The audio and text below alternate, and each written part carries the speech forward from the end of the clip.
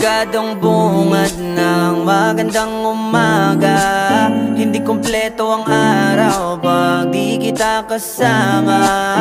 Okay lang, nandito lang ako na laging nakaabang kahit na magdamago. Eh ano naman kung ilang oras ang masayang, di naman ako manghihinayang. Handa kong magbabad, makasama ka lang. Ayos lang kahit gabihin pa ko kakatingin, dahil di ka nakakasawa.